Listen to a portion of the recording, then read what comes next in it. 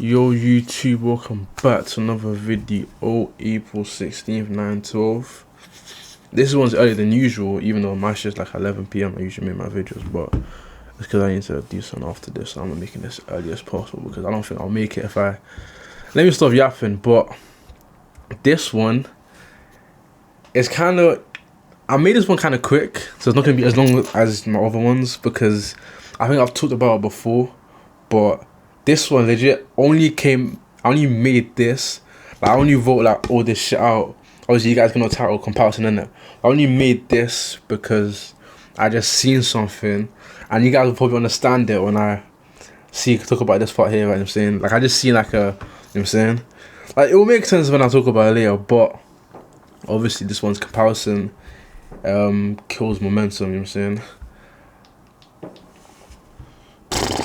So let's talk about something that quietly destroys more dreams than failures like ever could, you know what I'm saying? Comparison, of course. And it's not in some just stay in your lane kind of way. I mean like real comparison, the kind that you don't even notice or shit until like in a way poisons your head. Because let's say every time you open your phone, every scroll on IG, TikTok, YouTube, Twitter, whatever, you know what I'm saying, you're subconsciously running like an algorithm in your head, and it's like, where am I compared to them, you know what I'm saying? And it sounds harmless until like it starts killing your momentum in a way. Because like you ever been like locked in, ready to record that YouTube video, launch that offer, loom, or message that brand, and then you open your phone and see some 20-year-old just bought GT3 RS, his third car, and he's mentioned that he's doing 300k a month with his agency. And you know exactly what I'm talking about when I say this, like if you're in the space, you know what I'm saying? And suddenly your whole life feels small. You start spiraling in a way, asking yourself, what am I doing wrong? Why am I not there yet? And even saying, maybe I'm not cut out for this. But here's the truth. That voice in your head, that doubt, it's not truth, it's fear pretending to be logic, and it robs you of everything that you've been building because you forget what you've already overcome, and you forget the hours, the reps, the wins that don't show up on like people's feed. You forget that your journey isn't broken, it's just unfinished. There's a quote that goes around every time by Theodore Roosevelt: comparison is the thief of joy. Roosevelt said it himself. But the truth that quote misses, I feel like comparison is the thief of clarity. It makes you blind to your own lane, and it makes you rush what's meant to be refined. It convinces you to abandon a process for the illusion of progress. You start building your life and start chasing someone else's highlight reel, and that's how you lose yourself. Now, let me give you a better like example. Let's say you walk into a gym and then you see some guys benching like 4 plates like it's nothing, and you're over there like with, let's say like you're doing 1 plate, like shaking like it's doing like it's like 400 like kg or something, but you don't quit, you don't leave, and most importantly you don't say he's stronger so I must be weak. You just say to yourself, he's been at it longer and I'll get there. And now that's healthy comparison, which a lot of people should be doing, because his strength doesn't threaten yours, it just proves what's possible. And the same thing is in business, and the same thing is in life. Someone else's win is not your loss, it's just proof that the game is winnable. But only if you stop scrolling in a way and start building something. Because while you're watching him pick up the keys to his third car, you could be picking up the phone to close your first client. Different lane, different pace, but same direction. Let me give you another example. A lot of people don't know this, but when Steve Jobs visited Xerox Park, he saw the graphical interface that they've built, which was light years ahead of anything Apple had. And now most people, CEOs, would have walked out feeling defeated, but he walked out inspired, like, and said, "That's the future, and we're gonna make it better." Now that's how real builders think, because they don't compare to shrink, they compare to sharpen their skills. So here's what I'm gonna leave to end this video with. Next time you feel small after scrolling, or like you feel like this is feeling, ask yourself, am I using this as proof that this is possible, or as permission to doubt myself? Because your success won't come from copying someone else's story, it'll come from finishing your own. And the hardest part about comparison, it doesn't just make you doubt your own pace, it makes you forget your reason why.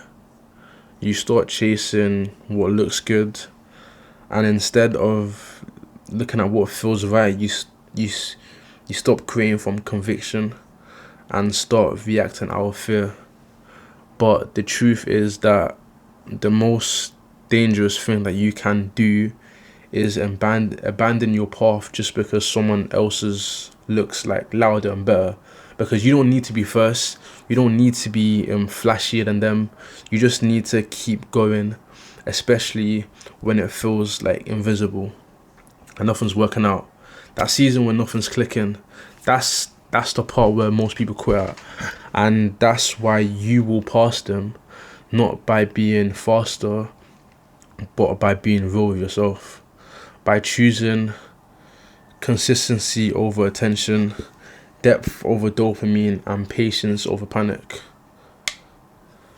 Because time doesn't favor the loud, I feel as if it favors the relentless.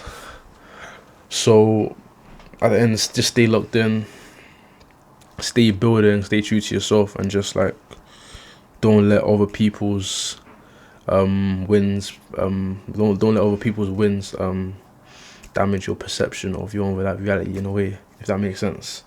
But I'm ending that. I didn't even use to spoil as much as I used to, but yeah, comparison kills momentum. Where am I at versus them?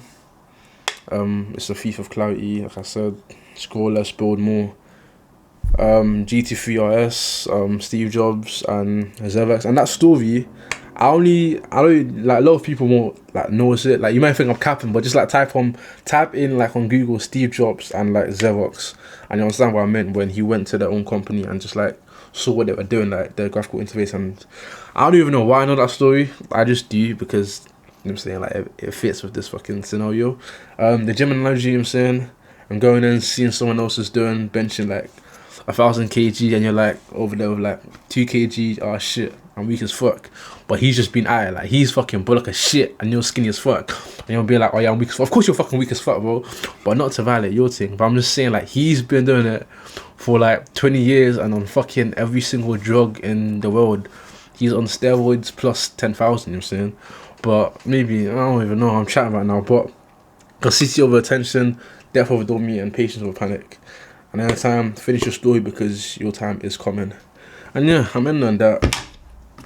Like, this video legit just came because, you know what I'm saying, obviously GT3R. I legit just saw the video and I was like, fuck it, let me make something about comparison, because I feel like people that will see it will try and like compare where they at right now. And me, when I saw it, I didn't compare myself. I just, you know, we used it as healthy comparison, because I'm like, okay, cool, he's got this right now, but in the meantime, I'm keep on working on myself, so that eventually 2, 3, or even 5 years down the line, however long it takes,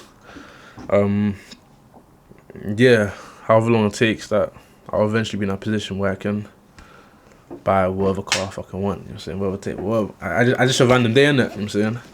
And yeah, and also just like, I don't want to make a video about this, but it's just basically, I feel as if you shouldn't, there's like this time construct that people try to place on where they want to be in life, and in a way it's healthy but not healthy. Like saying, like in your first, like let's say you start January 1st and you think, and fucking December 30th, in a year I'll be millionaire. It's possible, Is it realistic? No, you know what I'm saying? So you shouldn't like try and have like, oh, in 2 3 years I have this and that. It's healthy, like I said, but I think Alex Moy said something about we'll fucking like think in decades and not in years. I think he said something like that, but I forgot the quote. But just not like, let's, because obviously let's say like, I think in my earlier videos, like I was saying, oh, I'm gonna get my first client in like a month, you know what I'm saying? And like it just didn't happen, you know what I'm saying? It just didn't fucking happen. It just didn't happen, bro. And when I got to a month and I had to make a video, yeah, it's been a month I started making my first client, I felt kinda shit, you know what I'm saying? But like I said, just don't put a time limit on something, because your time will come eventually when it will feel that, or when it needs to happen. It doesn't sound like logic, but obviously those people who have faith in God, like just have trust in God, have belief in yourself and in him, and that your time will come when he feels you are ready for it. You know what I'm saying? And if he doesn't feel you're ready for it, then he won't obviously give you what you need right now. Like there's I'll go on to a whole rant about this. I'm keep this like so like as short as possible, because there's just shit about like, if no, I'm gonna save that for another video, because yeah, that contains like a 30-minute video. But yeah, I'm ending there. Appreciate you for watching. What's up? Step like on to me. See you in my next video. Peace.